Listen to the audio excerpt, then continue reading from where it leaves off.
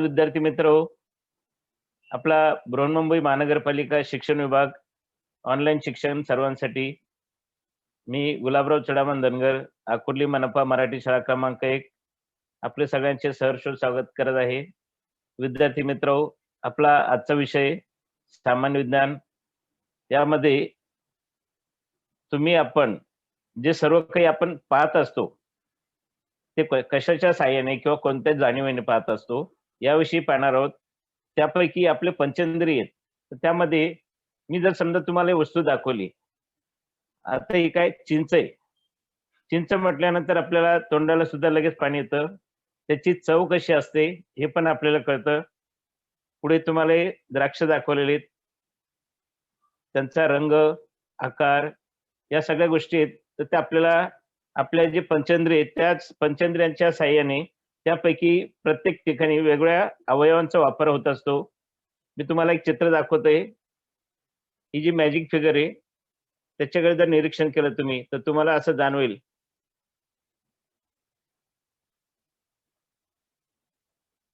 हे कशामुळे जाणवतंय. बघा तो पळताना दिसतोय. तर या ज्या सर्व गोष्टी आहेत त्या आपल्या संवेदनेमुळे जाणवत असतात.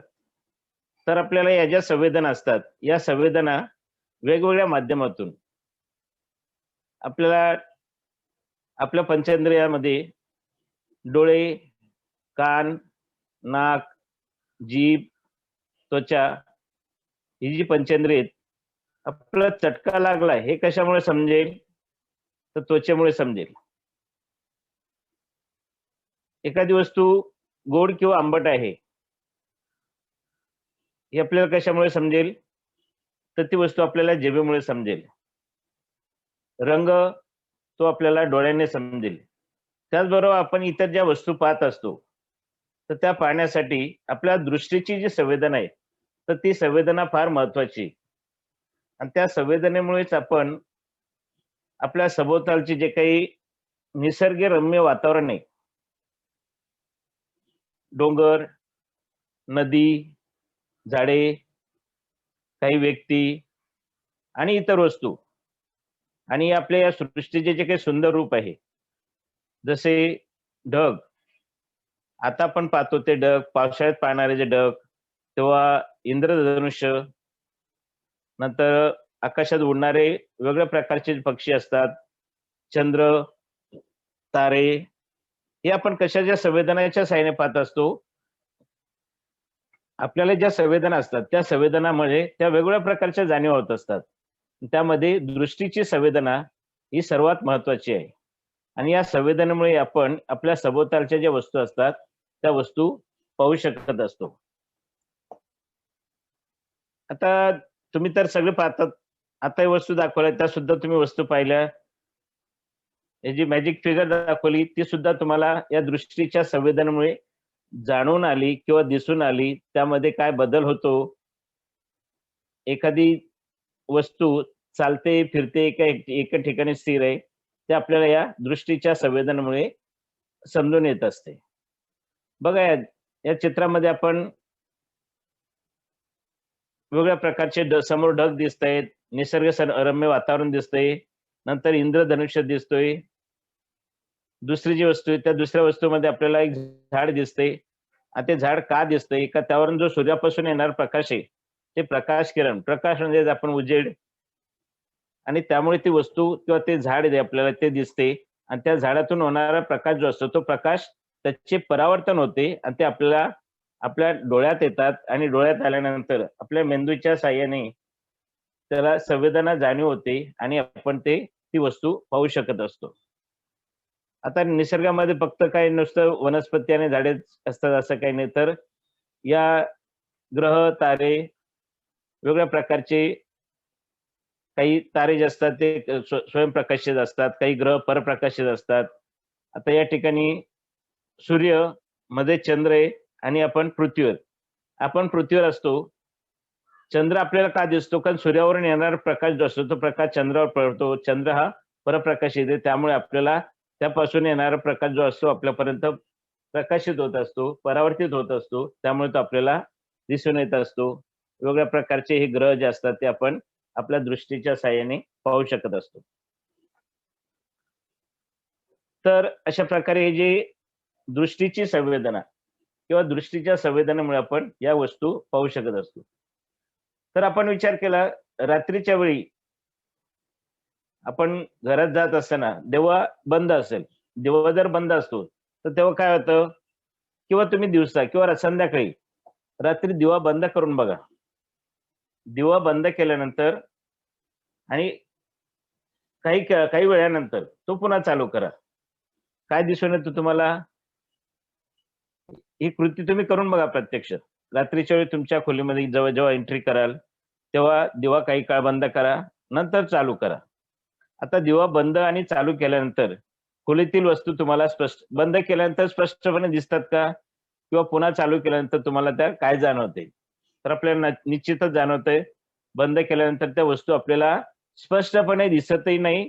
त्यामुळे आपल्याला अडखळून पडण्याची सुद्धा शक्यता असते. म्हणून आपण घरामध्ये काय करतो, दिवा चालू करतो आणि दिवा चालू केल्यानंतर आपल्याला असं लक्षात येते, या दृष्टीच्या संवेदनेमुळे हे जे प्रकाश असतात, त्या प्रकाश आणि दृष्टीची संवेदना यामध्ये काहीतरी संबंध आहे. म्हणून रात्रीच्या वेळी जेव्हा आपण दिवा बंद करतो, तेव्हा त्या वस्तू आपल्याला काय होतात, दिसेनाशा होतात. नंतर दिवा पुन्हा चालू केल्यानंतर त्या वस्तू आपल्याला पूर्ववत दिसत असतात. म्हणजेच काय होतं, त्या वस्तूपासून येणारा प्रकाश, प्रकाश म्हणजेच उजेड, जेव्हा आपल्या डोळ्यामध्ये प्रवेश करतो, तेव्हा वस्तू आपणास दिसू लागतात. डोळ्यामध्ये प्रवेश करणारा प्रकाश त्या वस्तूने उत्सर्जित केलेला असेल किंवा त्या वस्तूपासून परावर्तित झाले असेल, म्हणून त्या वस्तूपासून परावर्तित झालेला प्रकाश म्हणजेच काय? तर हे प्रकाशाचे परावर्तन. त्याला आपण रिफ्लेक्शन ऑफ लाईट असं म्हणत असतो. बघा, आता इथे आपण पहिलं चित्रवरती दिसते, तर त्यामध्ये अंधाऱ्या खोलीत वस्तू पुन्हा आपल्याला स्पष्टपणे दिसत नाही, परंतु उजेड लाईट दिवा चालू केल्यानंतर आपल्याला त्या वस्तू जी आहे ती वस्तू त्या बघा समोरची मेणबत्ती लावलेली, त्या मेणबत्तीपासून त्या वस्तूवर प्रकाश पडतो आणि तो प्रकाश नंतर डोळ्यापर्यंत तो प्रकाशित होत असतो, परावर्तित होत असतो. तर त्यामुळे समोर ठेवलेली जी वस्तू आहे, ती वस्तू आपल्याला स्पष्टपणे दिसते. दिसतंय ना? मेणबत्ती समोर मेणबत्तीपासून येणारा जो प्रकाश किरण, ते येणारे प्रकाश किरण त्या वस्तूवर पडलेले आहेत. आणि जी काही वस्तू असेल, आता इथे आपण एक माठ वगैरे ठेवलेलं आहे, चिनीमातीचे भांडे ठेवले आहेत. त्या वस्तूवर प्रकाश पडल्यानंतर तो प्रकाश परावर्तित होतो. नंतर आपल्याला डोळ्यासमोर दिसून येत असतो. नंतर आपल्या घरामधील काही सोफा, पडदे, काही भिंतीला लावलेले फोटो वगैरे असतील, शो फ्रेम असेल किंवा साइड टेबल वगैरे असेल, तर या ज्या वस्तू असतात, त्या वस्तू केव्हा दिसतात आपल्याला, की त्या वस्तूवर आपण दिवा चालू केला, मधोमध बघा दिवा चालू केलेला दिसतोय. तो दिवा चालू केल्यानंतर त्या वस्तूवर प्रकाश पडतो आणि त्या वस्तूपासून तो परावर्तित होत असतो आणि परावर्तित झाल्यानंतर आपल्या डोळ्यासमोर त्या वस्तू दिसू लागतात. तर अशा प्रकारे ही प्रकाशाचे परावर्तन म्हणजे नेमके काय? ते आपण काही प्रयोगाच्या साहाय्याने सुद्धा पाहू शकत असतो. तर प्रकाशाचे परावर्तन म्हणजेच रिफ्लेक्शन ऑफ लाईट म्हणजे एखाद्या पृष्ठभागावर प्रकाश किरणे पडली, तर ती त्यांची दिशा बदलते व ते परत फिरतात. यालाच प्रकाशाचे परावर्तन असे म्हणतात.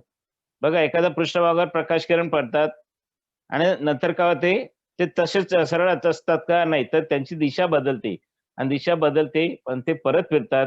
यालाच आपण प्रकाशाचे परावर्तन असे म्हणत असतो. मग यासाठी आपल्याला एक प्रयोग करायचा आहे. त्या प्रयोगामध्ये छोटासा आपण तुम्ही सुद्धा घरी करू शकतात. त्यासाठी साहित्य आहे विजेरी. विजेरी बऱ्याच जणांकडे असते. बॅटरी आपण म्हणतो. आरसा अडकवण्याचे स्टँड, काळा कागद, कंगवा, पांढरा कागद, ड्रॉइंग बोर्ड इत्यादी. आता कृती काय करायची आपल्याला? एक पांढरा कागद घ्यायचा आहे. तो पांढरा कागद टेबलावर किंवा ड्रॉइंग बोर्डवर आपल्याकडे जे उपलब्ध असेल ते, त्यावर घट्ट बसवायचं आहे. नंतर कंगव्याचा मधील जो भाग आहे, तो मधील भाग सोडून इतर सर्व भाग काळ्या कागदाने झाकून घ्या. जेणेकरून प्रकाश हा त्या मोकळ्या भागातूनच जाऊ शकेल. नंतर कंगवा पांढऱ्या कागदावर लंबरूप पकडून, उभा पकडतो ना आपण, त्याला लंबरूप असं म्हणतात.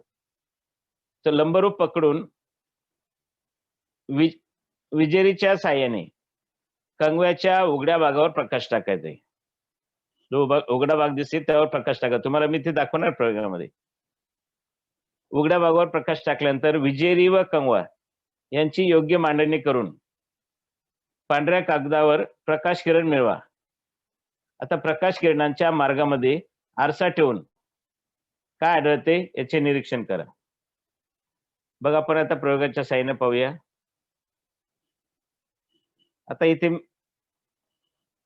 मी एक पांढरा कागद हा टेबलावर ठेवून नंतर कंगवा जो आहे त्या कंगवाच्या दोन्ही बाजूला काळा कागद लावलेला आहे आणि काळा कागद लावून ही जी विजेरी त्या विजेरीच्या साहाय्याने प्रकाश त्या बाजूला जाईल कशा प्रकारे जातोय याचे आपण निरीक्षण करूया. बघा,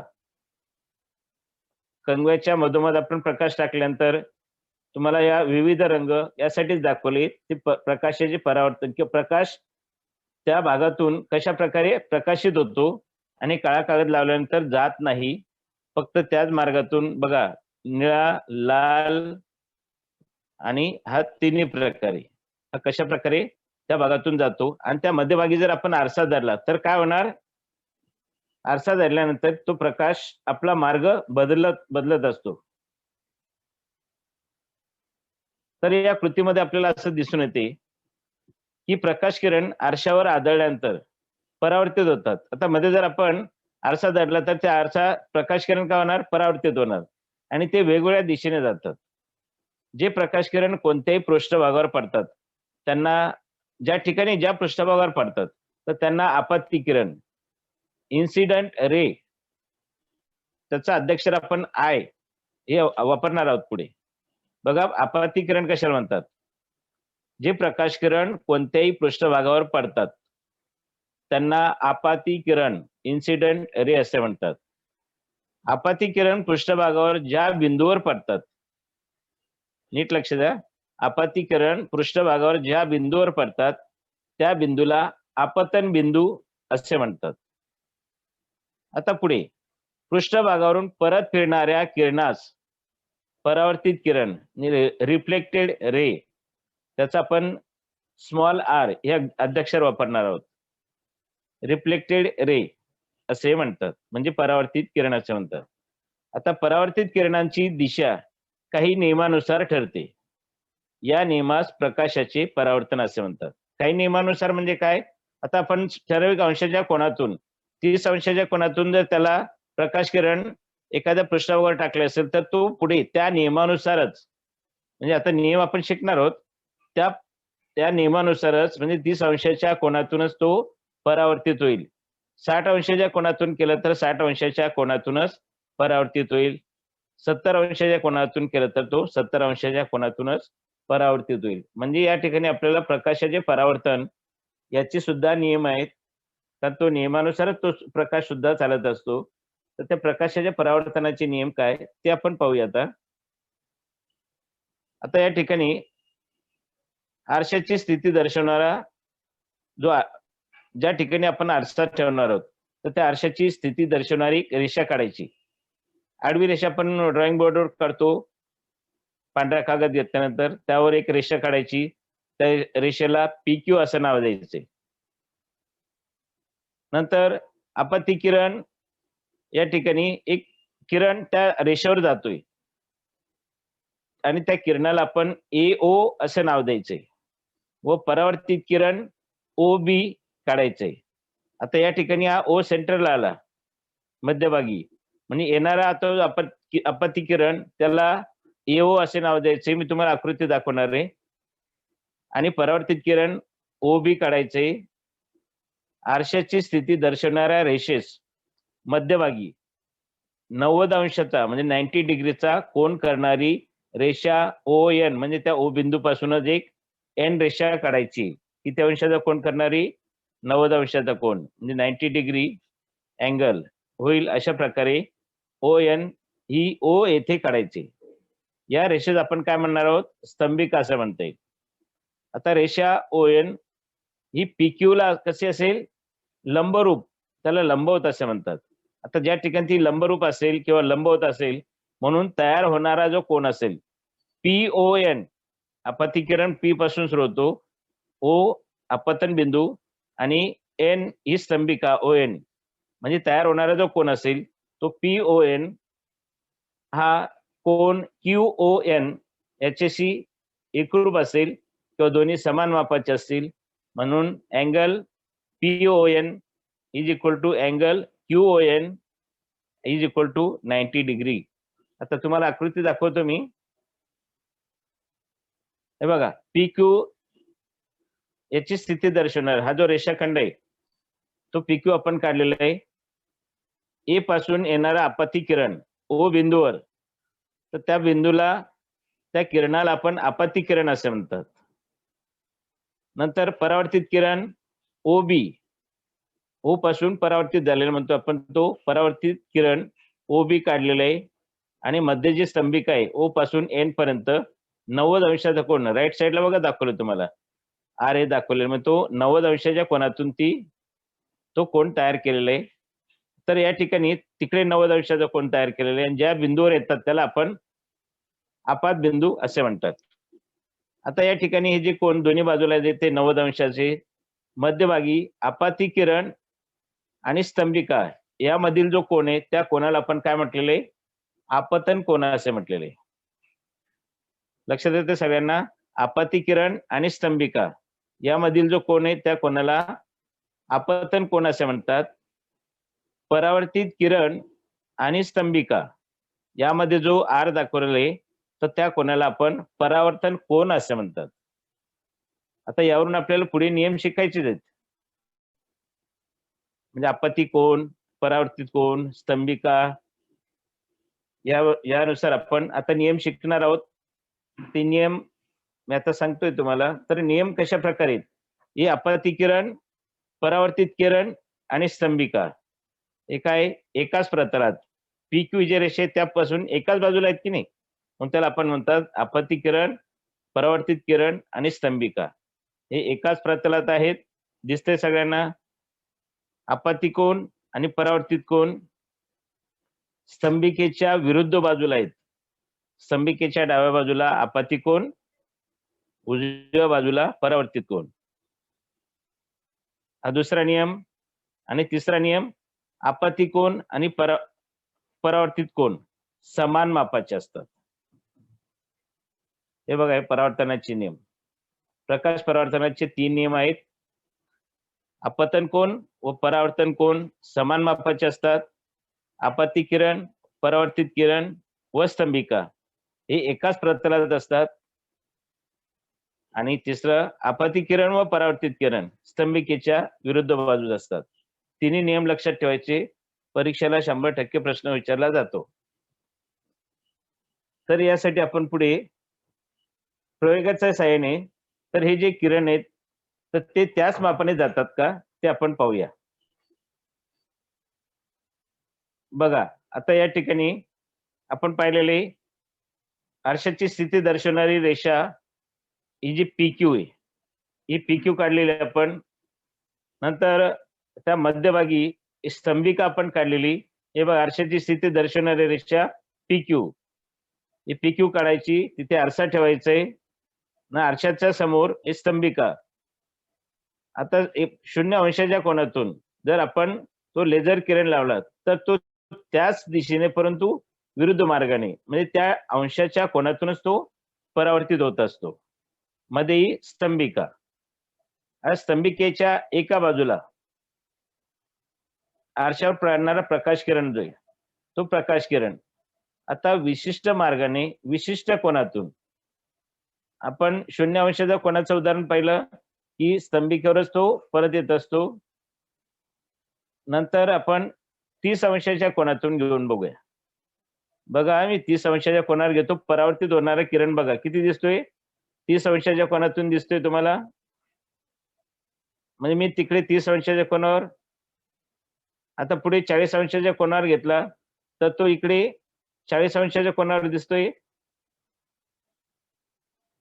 40 अंशाच्या कोनावर दिसतोय. सगळ्यांना दिसत असेल. म्हणजेच तो येणारा आपत्ती किरण आणि हा परावर्तित किरण समान मापाचे असतात.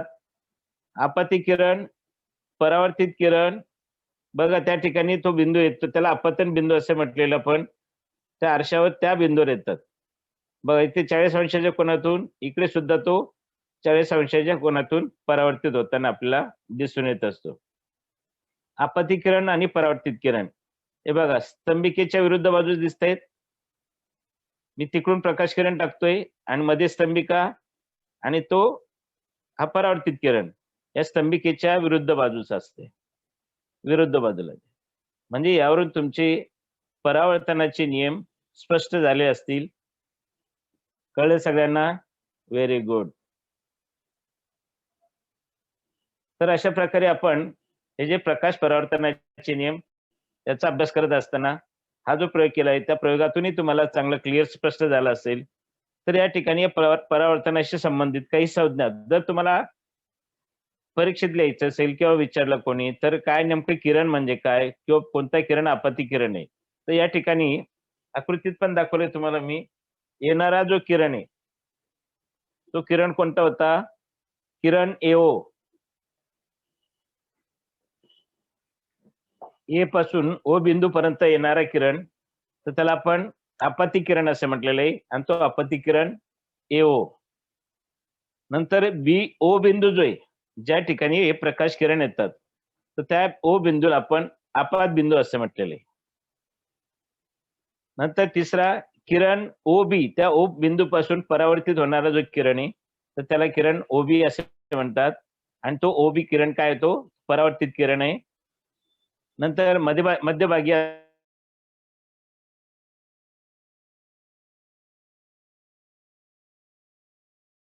स्तंभिका असे म्हणतात. नंतर आपत्ती किरण व स्तंभिका यामधील जो कोण आहे तो अँगल कोन एओएन या कोणाला आपण आपतन कोन इन्सिडेंट रे त्याचा अध्यक्षर आय. नंतर परावर्तित किरण दुसऱ्या बाजूला व स्तंभिका यामधील जो कोण आहे तो कोन बीओएन म्हणजे त्याला आपण परावर्तन कोन असे म्हणतात. रिफ्लेक्टेड रे तो आपण स्मॉल आर या अक्षराने दर्शवत असतो. तर अशा प्रकारे या परावर्तनाशी संबंधित या ज्या संज्ञा आहेत त्या संज्ञा तुमच्या स्पष्ट झाल्या असतील. प्रकाश परावर्तनाचे नियम तुम्हाला स्पष्ट झालेले आहेत. तर आता काही गोष्टी आपण तुम्ही स्वतः करून पाहिजे. तर काय करायचे? साहित्य घ्यायचं तुम्ही. आरसा, ड्रॉइंग बोर्ड, पांढरा कागद. नंतर कोनमापक. आता माझ्याकडे कोनमापक दाखवलं मी त्याप्रमाणे कोनमापक जरी तुम्ही घेतलं तरी चालेल. आणि कोनमापक घ्यायचे, पट्टी, पेन्सिल. तर प्रयोग काय करायचे? पांढरा कागद घ्यायचे तो ड्रॉइंग बोर्डवर टाचण्यांच्या साहाय्याने नीट बसवून घ्या. नंतर कागदावर एका बाजूस आरशाची स्थिती दर्शवणारी रेषा आपण जशी काढली त्याप्रमाणे रेषा पीक्यू काढायची. रेषा पीक्यू वर ओ मध्यभागी ओ बिंदू घ्यायचा आणि त्या ओ बिंदूशी रेषा ओएन लंबरूप आपण जसं आता लंबवत दाखवलंय तसं तो ओएन लंब काढायचे.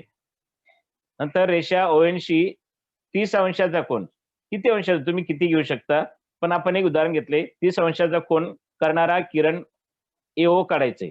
मी आता आकृती दाखवतो तुम्हाला. तो किरण एओ काढायचे. नंतर किरण एओ वर 2 टाचण्या एस आणि आर या 2 टाचण्या राहून स्टँडला अडकवून नंतर पीक्यू रेषेवर लंब स्थितीत आरसा ठेवायचे. आरशात पाहून आरशामध्ये दिसणाऱ्या टाचण्यांच्या प्रतिमा म्हणजे त्यांच्या ज्या प्रतिमा आहेत त्या तुम्हाला दुसऱ्या बाजूला त्यांच्या प्रतिमा दिसतील. तर त्या प्रतिमांच्या खालच्या टोकाच्या सरळ रेषेत टी व एस या 2 टाचण्या राहायचे.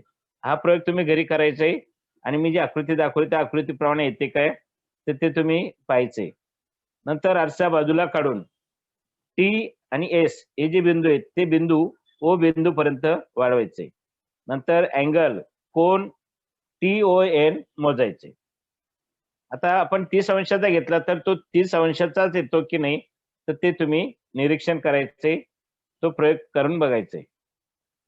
त्याचप्रमाणे पुन्हा 45 अंशाचा कोन बघा इथे दिसत पीक्यू हा जो रेषा आहे म्हणजे आरशाची स्थिती दर्शवणारा रेषाखंड काढायचे. पीक्यू मध्यभागी ओ बिंदू दाखवलाय तुम्हाला.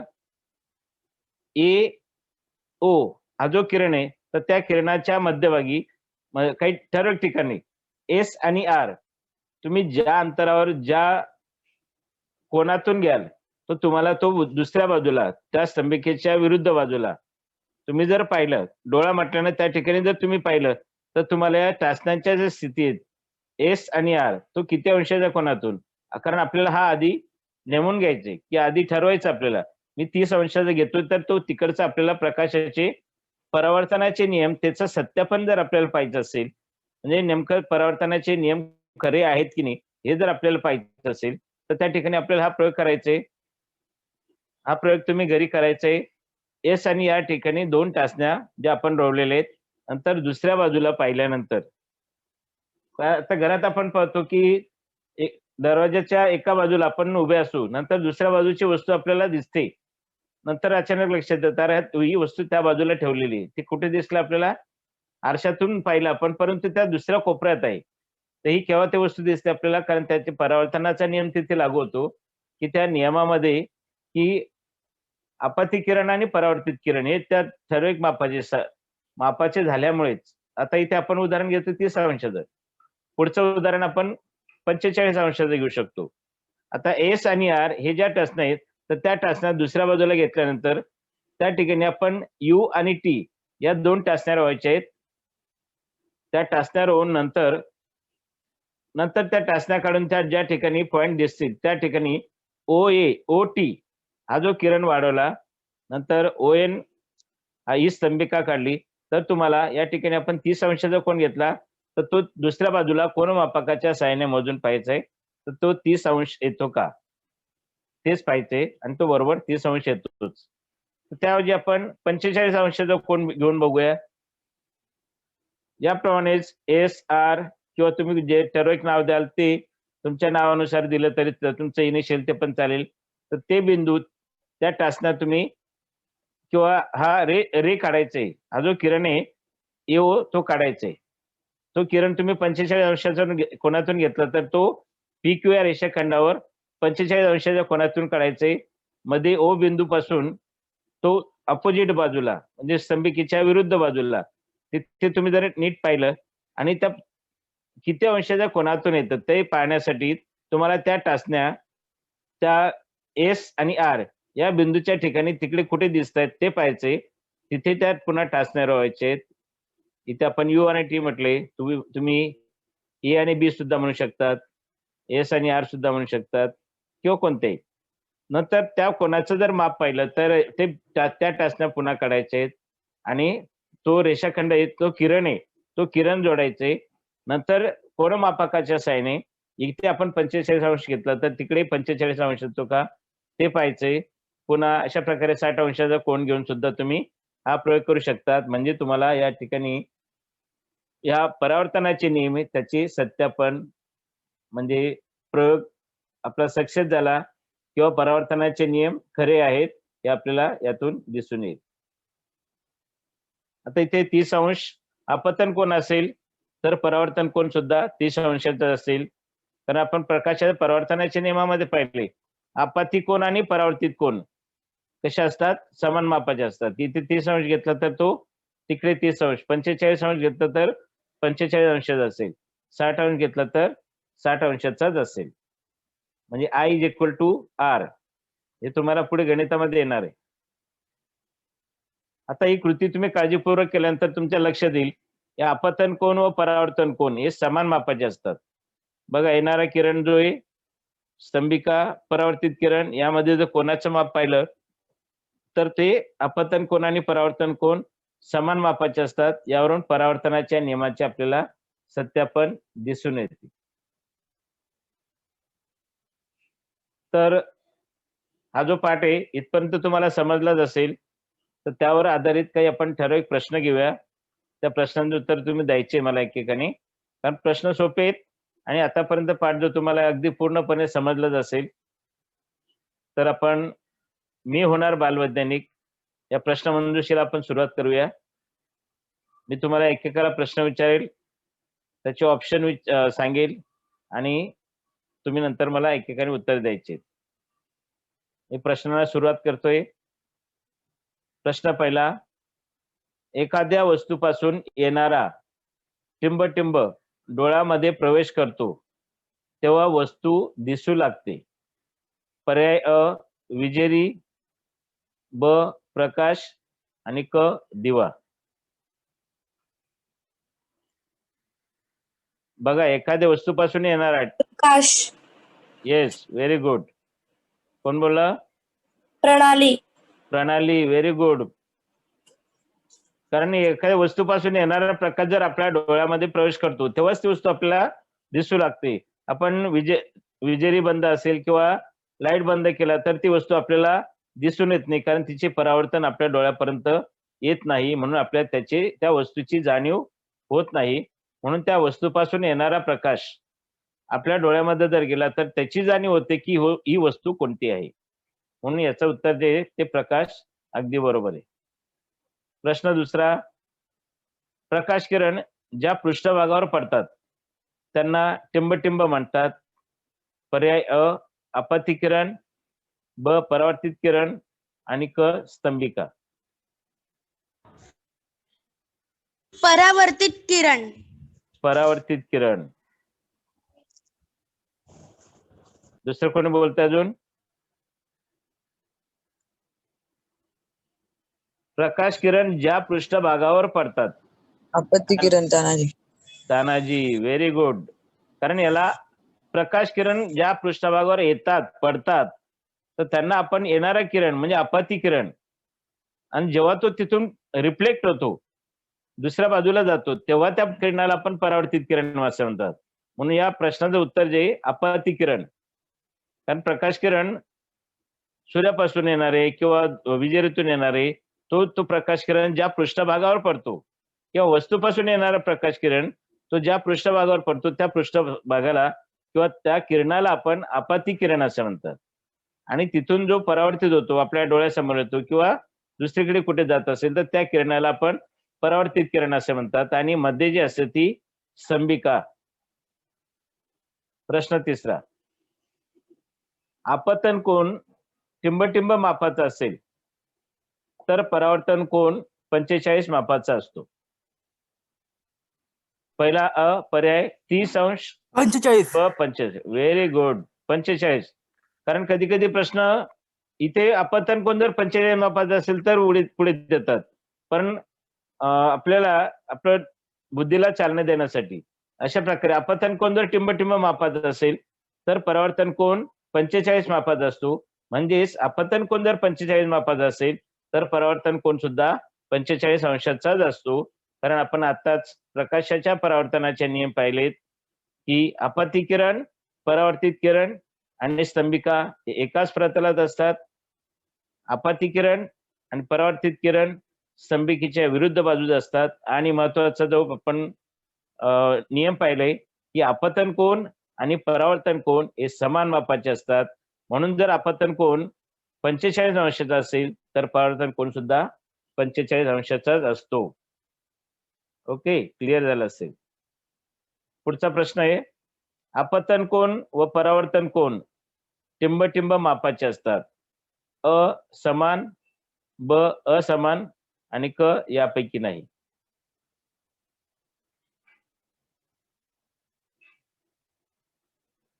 बघा, आपतन कोन व परावर्तन कोन समान.